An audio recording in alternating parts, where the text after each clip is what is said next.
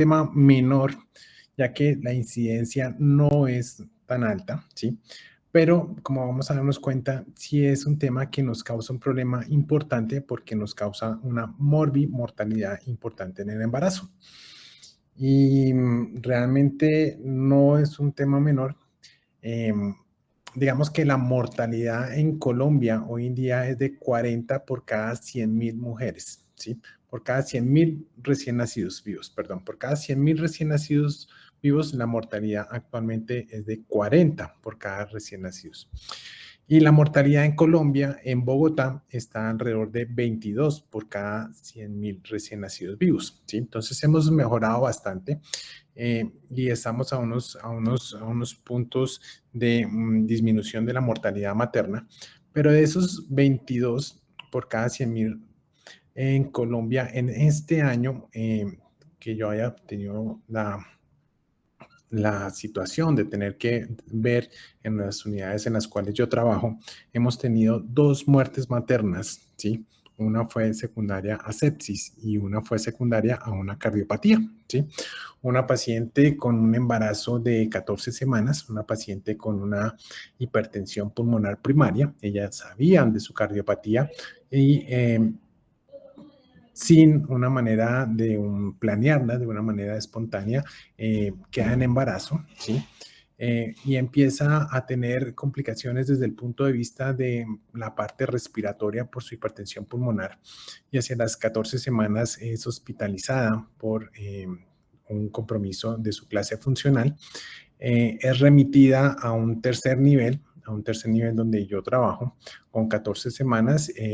Ingresa al hospital hacia las 2 de la tarde en malas condiciones, pasa a la unidad de cuidado intensivo, se le da su manejo de vasodilatadores, de inotropía, porque entra en una falla cardíaca, y se expone el caso con ella de que es una clara indicación de interrupción del embarazo porque su vida está en riesgo.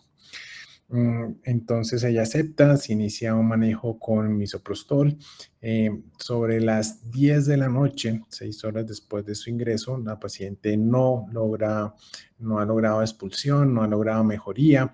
Se está pensando en un tratamiento con circulación extracorpórea, pero en cuidado intensivo nos dicen que con la paciente en embarazo es una contraindicación para la circulación extracorpórea.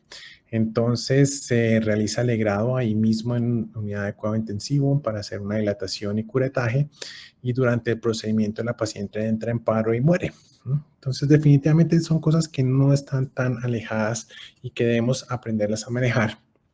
Y por eso aquí traigo esta diapositiva que dice, este es Warren Buffett, que es el dueño de varias empresas, entre ellas Coca-Cola, y uno de los hombres más ricos del mundo, y dice, bueno, solo tienes que hacer pocas cosas bien en la vida siempre y cuando no hagas muchas cosas mal.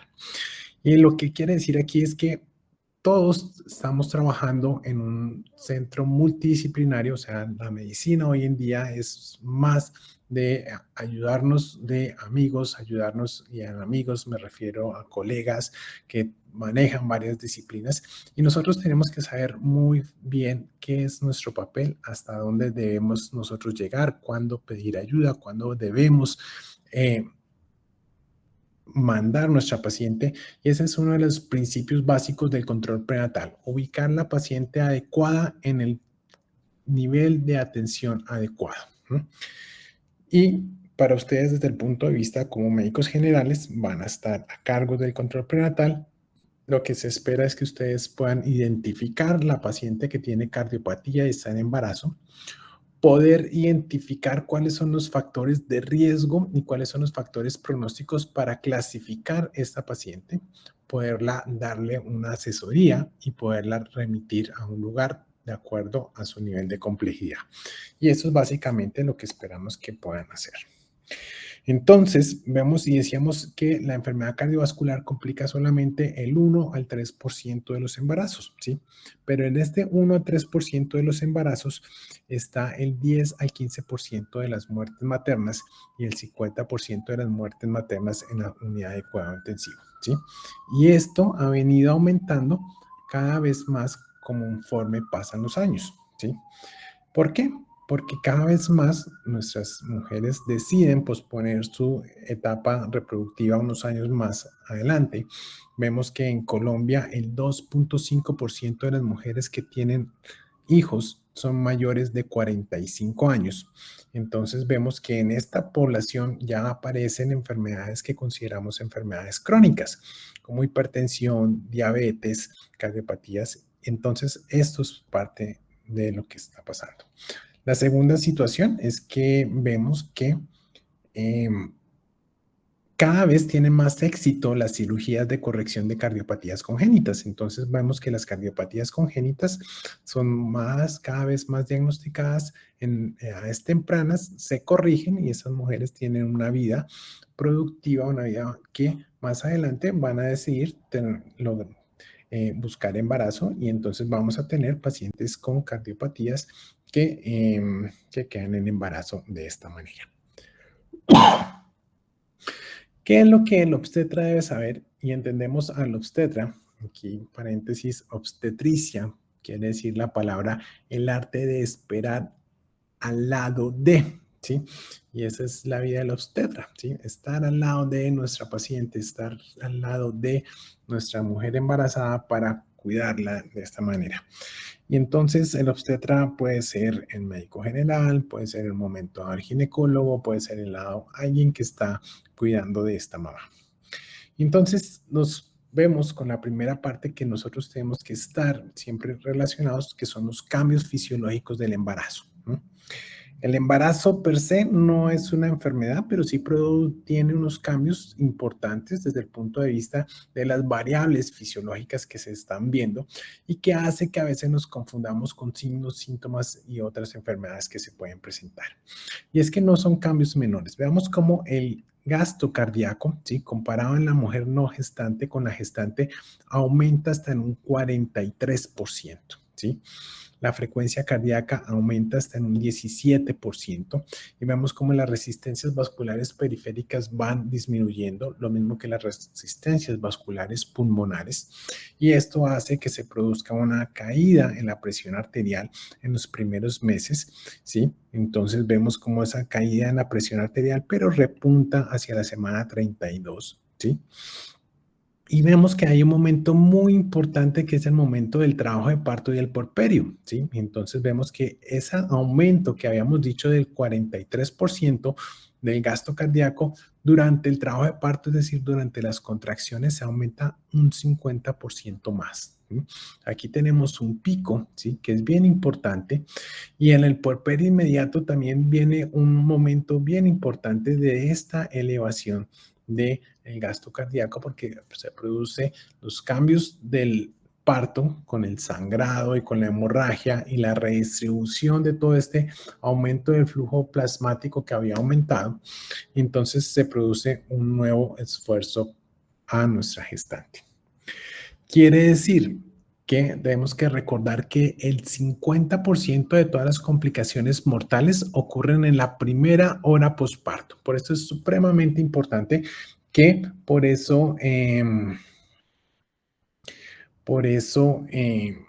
muy importante que no olvidemos a nuestra gestante cuando inicia entonces la primera hora de posparto, porque muchas veces viene el momento del nacimiento, todos felices con el nuevo ser y pasa la mamá como a un segundo plano, pero esto es un poco peligroso, en especial en pacientes que tenemos cardiopatías.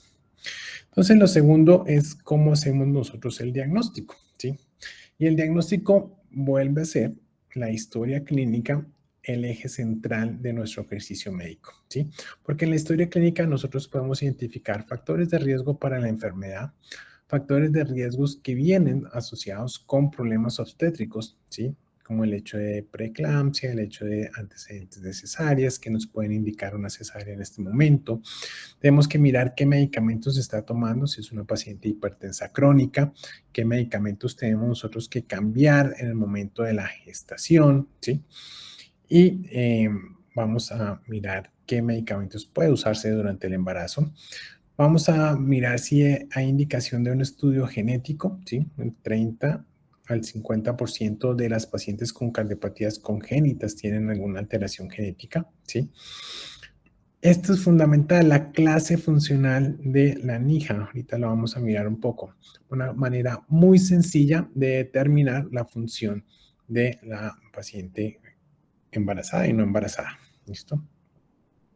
Y vamos a mirar desde el punto de vista también del examen físico, ¿sí?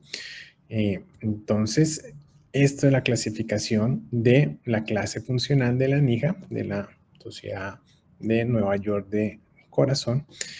Y es muy sencilla porque simplemente nosotros tenemos que preguntarle a la paciente y ella nos va a referir si tiene limitación con la actividad física, ¿sí? Cuando hace actividad física, o si la actividad física normal causa fatiga, palpitaciones o disnea, si tiene limitación con la actividad física sin tener síntomas en reposo, o si los síntomas de insuficiencia están presentes incluso en el reposo.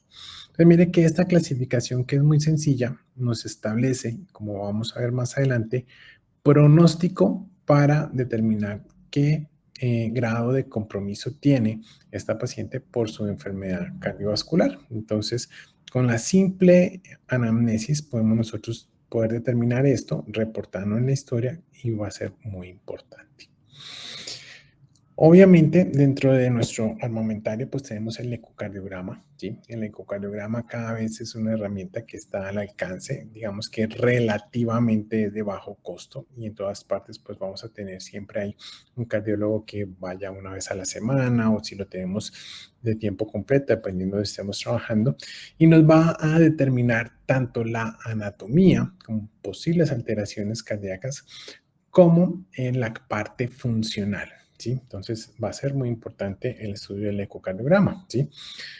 Obviamente van a haber algunos pequeños cambios como regurgitación tricuspidia leve o regurgitación pulmonar leve, ¿sí? Regurgitación mitral leve, que van a ser relacionados a los cambios fisiológicos, ¿sí? Porque estos cambios que decíamos de un aumento hasta el 50% del gasto cardíaco, pues obviamente hacen que el corazón crezca un poco y que estas válvulas se vuelvan un poco insuficientes.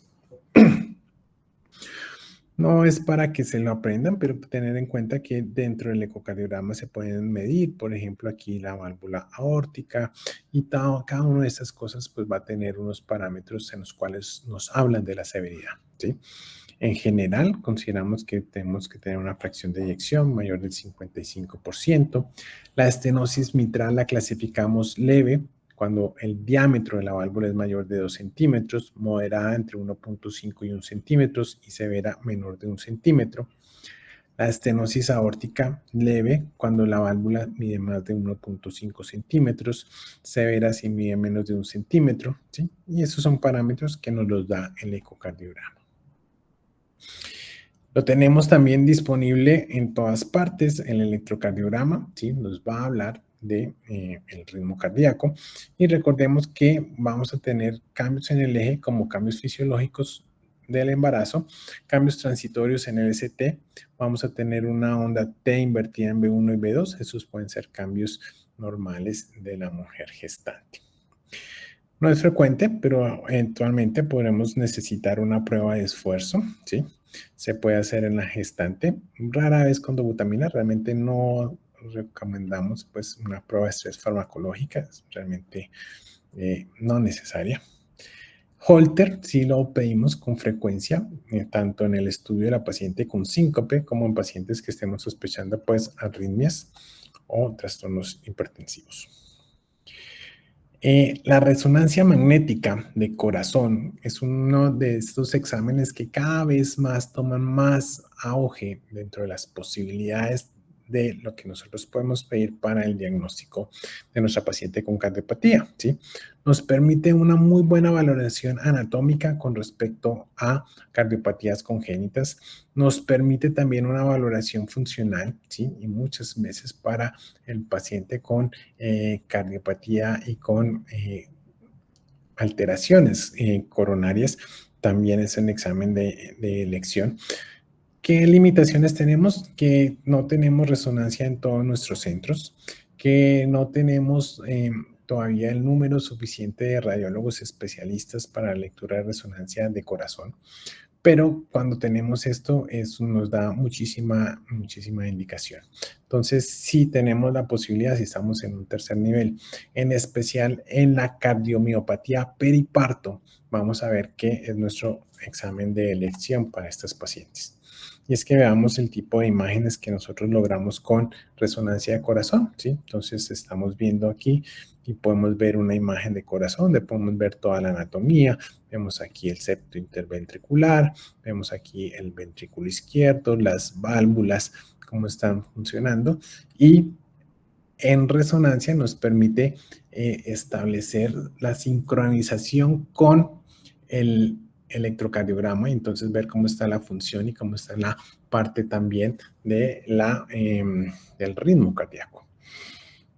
Una resonancia de corazón es un examen especializado, no se hace de rutina, puede durar entre 1 y 2 horas para la toma total, entonces realmente todavía sigue siendo un limitante, pero hay que tenerlo en cuenta como dentro de las opciones que podemos utilizar. En procedimientos, en cateterismo, si es necesario, se puede hacer en la gestante, ¿sí?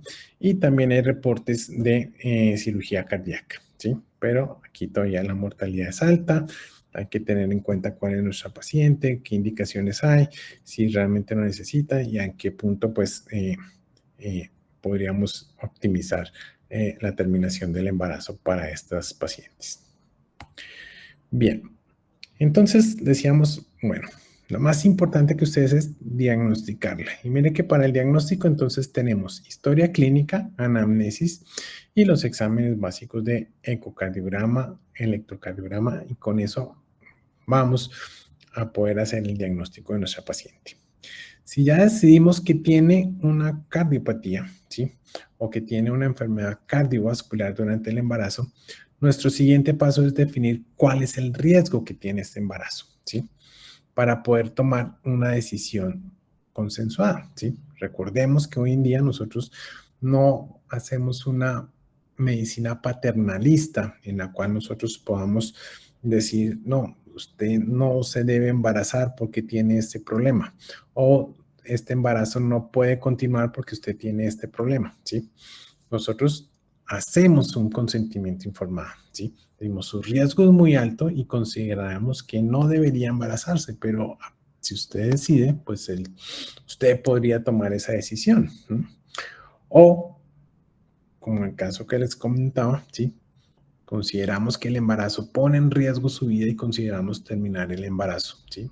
Usted toma la decisión y a veces uno se encuentra con respuestas que no las esperaría, ¿sí? Yo he tenido respuestas de mamás con hipertensión pulmonar, me dicen, no, es que yo sé que yo voy a morir en un par de años, tengo una enfermedad muy grave, pero mi idea es que mi proyecto de vida es dejar un bebé en este mundo y quiero continuar con el embarazo.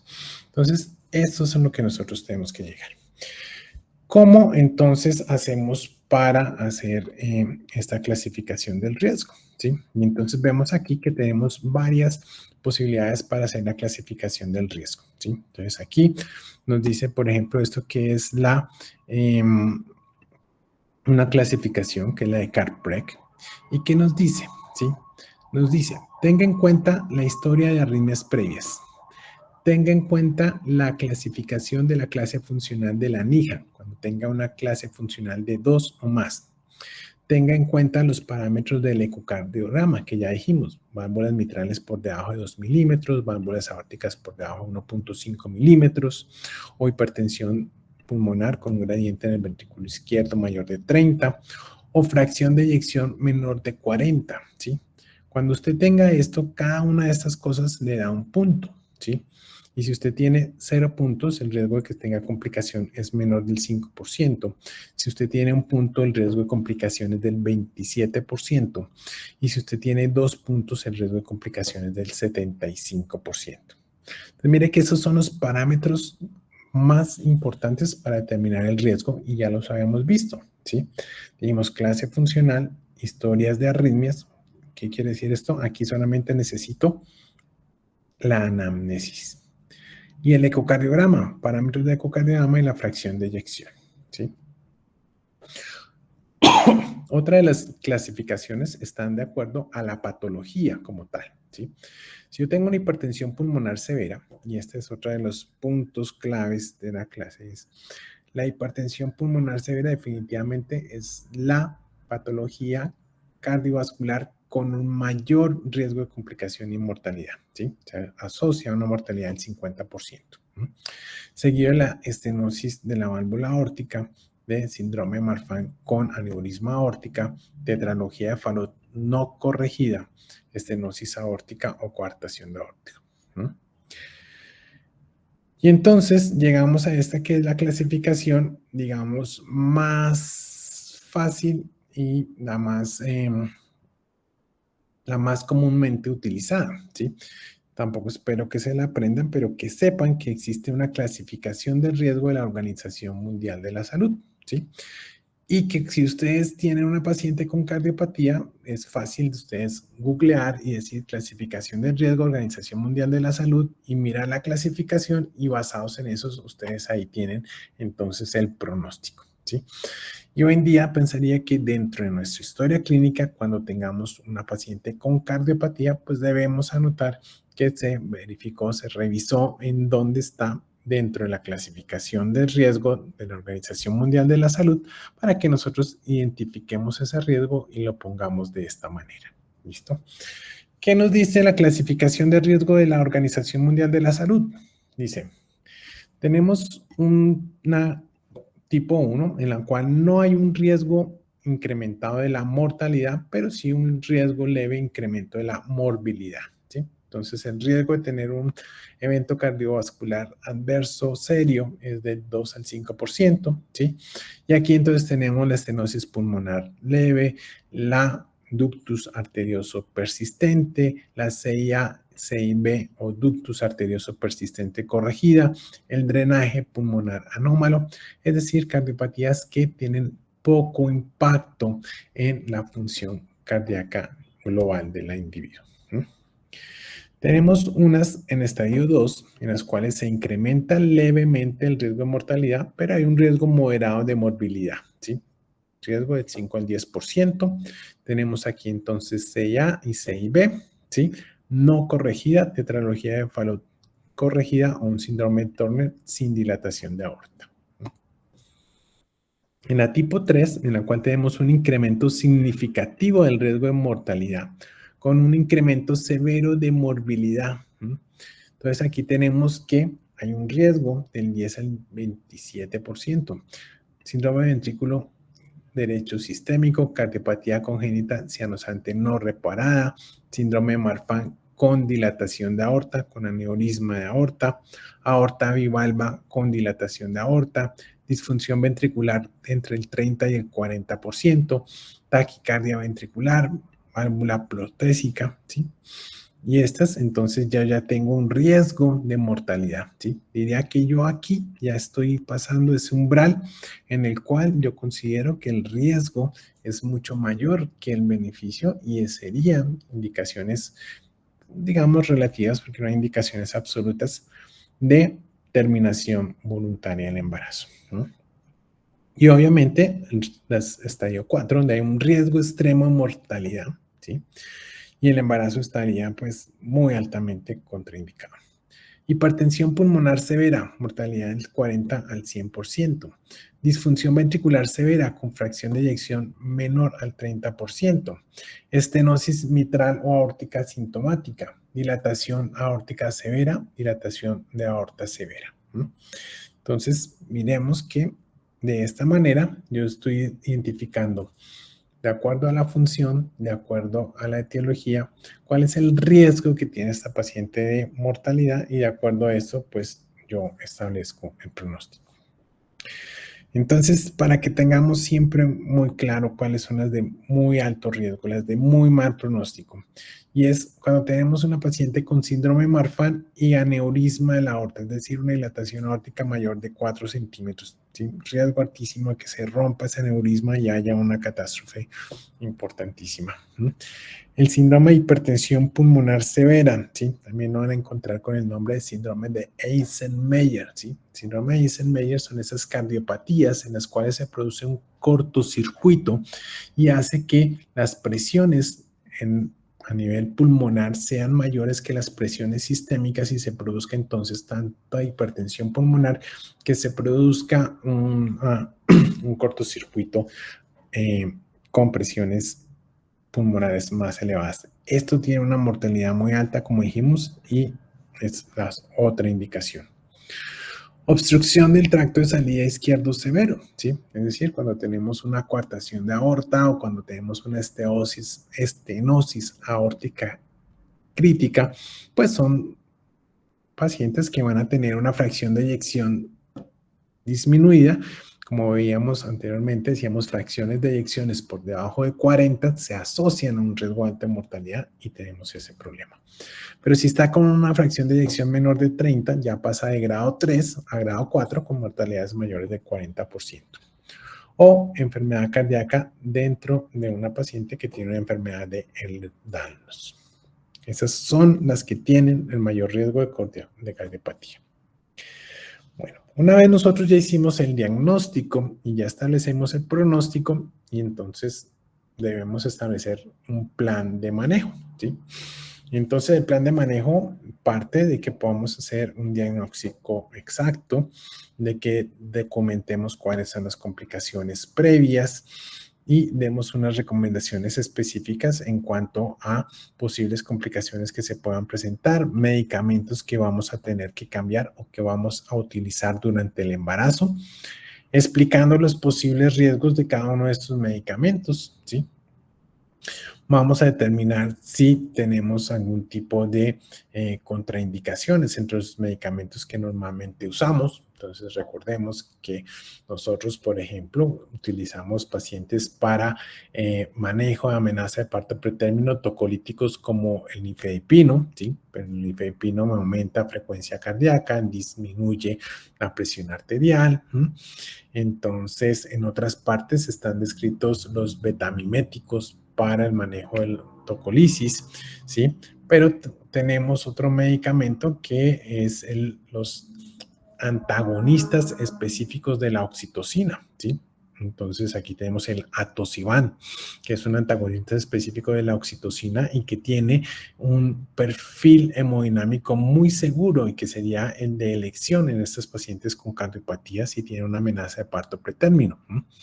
Lo conseguimos en nuestro medio, es costoso, un ciclo de atosiban puede estar al orden de los 17, 20 millones de pesos, entonces no lo tenemos de manera común en nuestros centros, pero sería una indicación muy clara dejar que si esta paciente tiene una amenaza de parto pretérmino, pues nos vamos con atosiban como una de las medidas.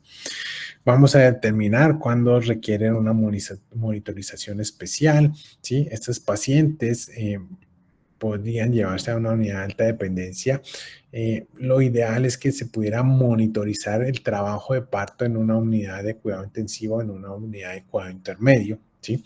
Lo cual no siempre es fácil, porque digamos que las unidades de cuidado intensivo no tienen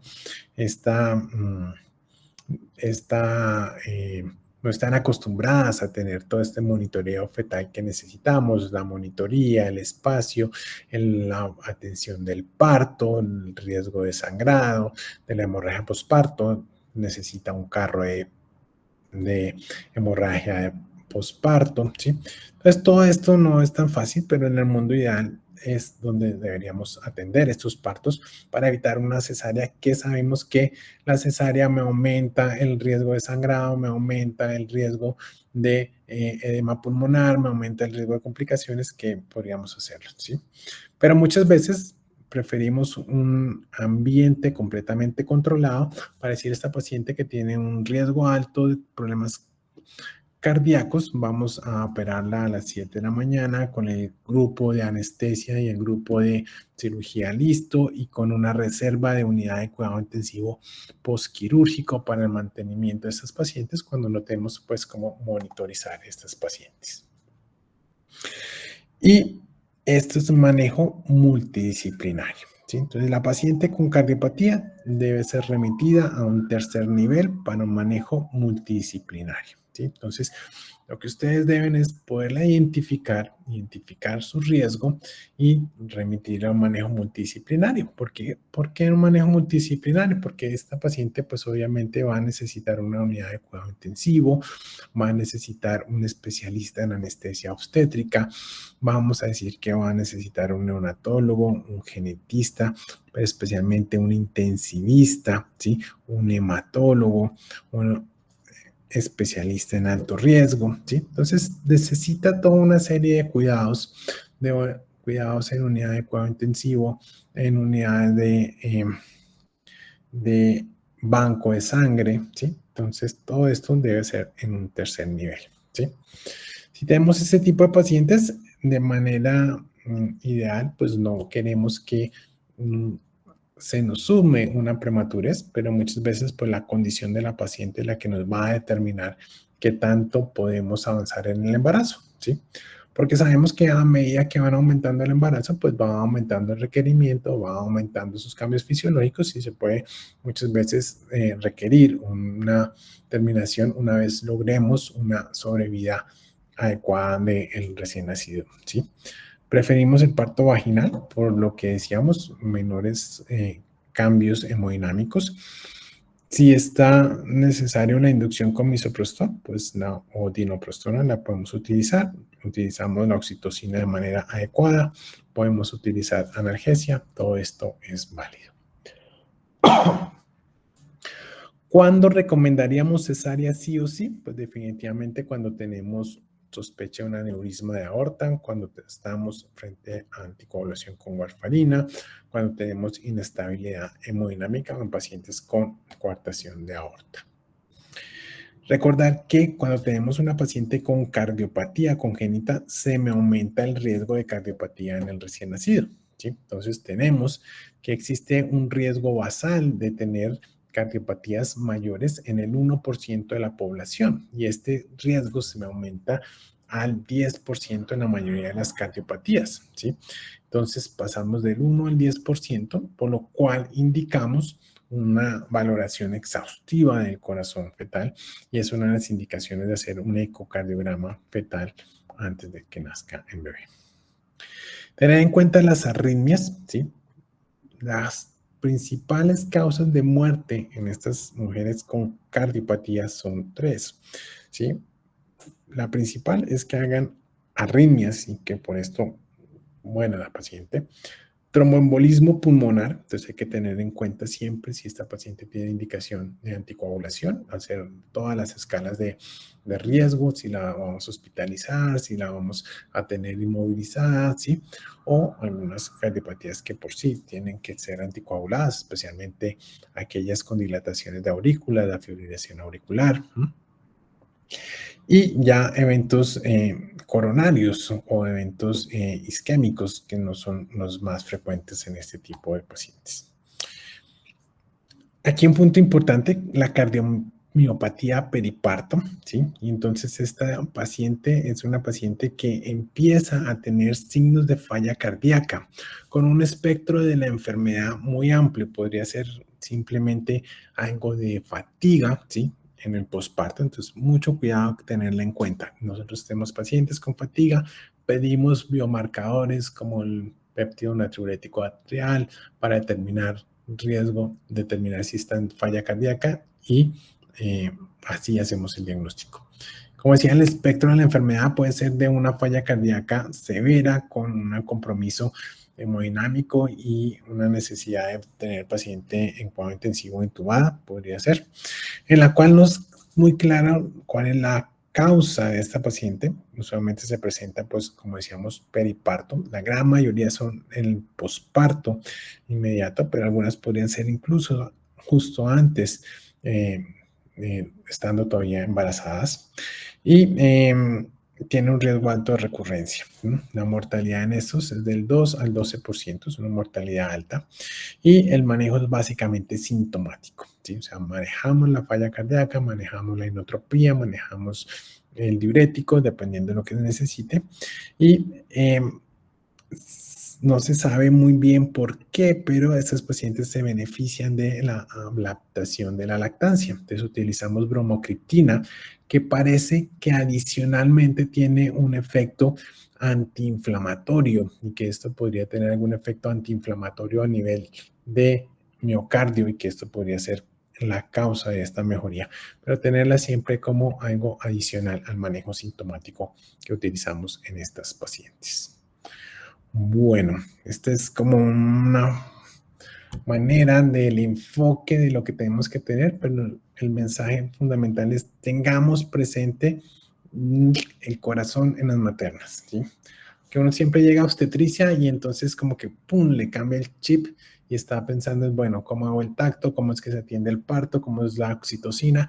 Y nos olvidábamos muchas veces de la medicina interna que aprendimos y de la semiología que aprendimos. Y estos pacientes con cardiopatías, pues nos van a tener que se van a presentar y cada vez se van a presentar con mayor frecuencia en el embarazo y vemos cómo pues requieren de todo un equipo multidisciplinario para el manejo de estos pacientes porque tienen un mayor riesgo de complicaciones.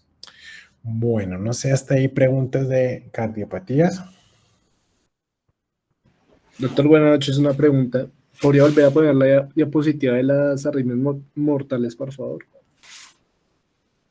Gracias. Ujú. Sí, en general las arritmias van a ser cualquier tipo de espectro de las arritmias y el concepto aquí es damos el mismo manejo que en el adulto no gestante, ¿sí? Entonces aquí no tenemos la consideración. Si estamos frente a una arritmia o si estamos frente a un paro cardíaco, y aquí voy a hacer el paréntesis a la paciente que está en paro cardíaco, ¿sí?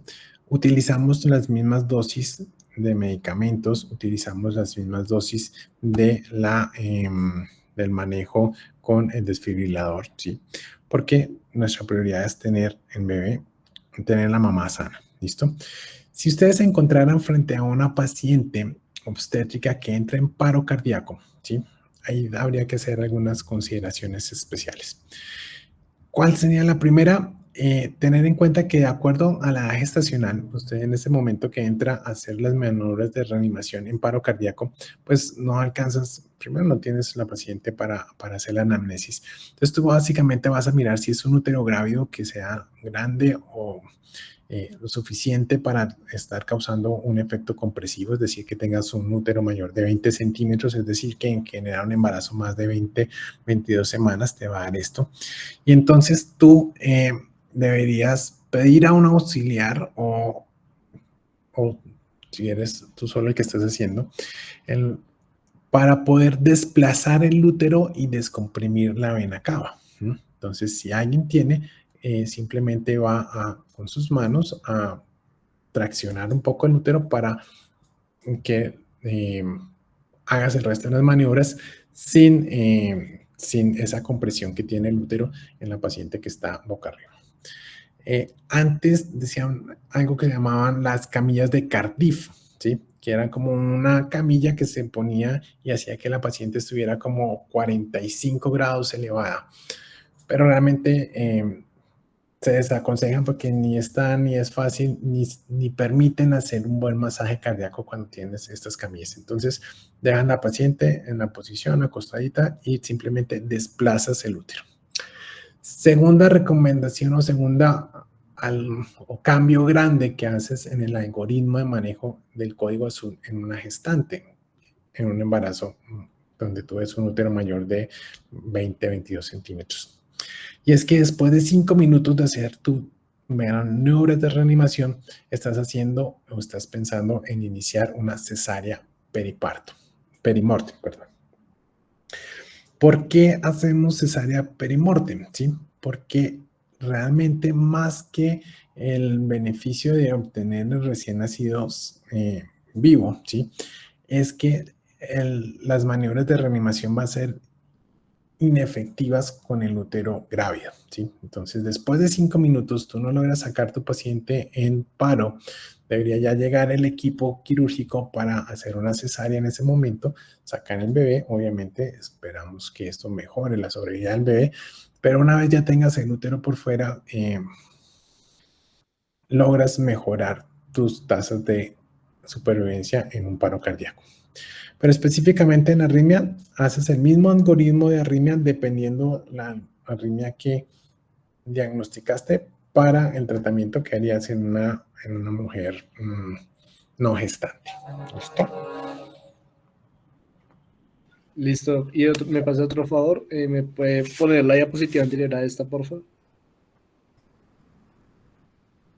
Gracias. Esta es recordar que tenemos pacientes con cardiopatía, aumenta el riesgo de cardiopatía congénita en el recién nacido. Y que es una indicación de ecocardiograma fetal. Recordad que podemos pedir ecocardiograma fetal cuando hacemos un ejercicio poco diferente. Hoy en día, la parte de la ecocardiograma fetal nos permite no solamente hacer la valoración de lo que haríamos en una ecografía de rutina, que digamos que da como un tamizaje en el cual decimos el corazón está bien o está mal, pero en una ecocardiograma podríamos poner si hay una cardiopatía, un diagnóstico mucho más preciso. El hecho de hacer diagnósticos precisos en cuanto a cardiopatías congénitas de manera prenatal nos permite dos cosas. Uno, si la cardiopatía es de muy mal pronóstico, ofrecer interrupción voluntaria en el embarazo, ¿sí? Es una de las cosas que cambia hoy en día y que es un derecho de la gestante saber que tiene esa posibilidad, ¿no? Y a la luz de lo que está en la legislación hoy en día, pues no hay una edad gestacional límite para eso, ¿sí? Ahí el punto es que tiene que nacer un bebé sin frecuencia cardíaca. Y si tenemos un bebé que es viable, ¿sí? Por encima de las 26 semanas, pues requiere hacer un feticidio antes de que nazca. Si no, pues nace y pues no sería un feto viable.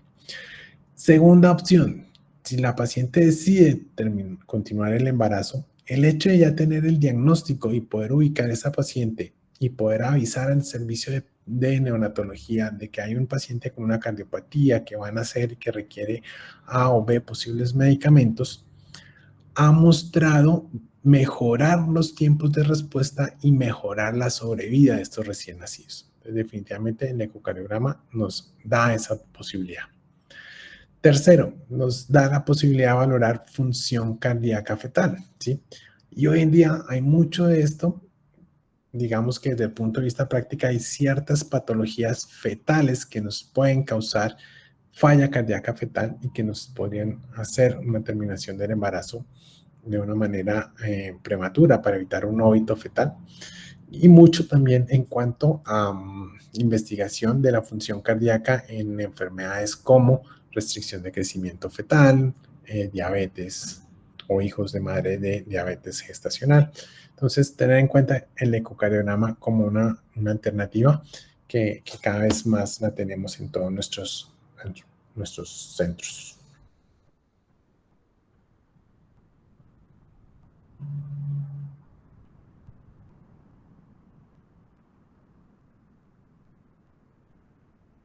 Bueno, ¿alguna pregunta?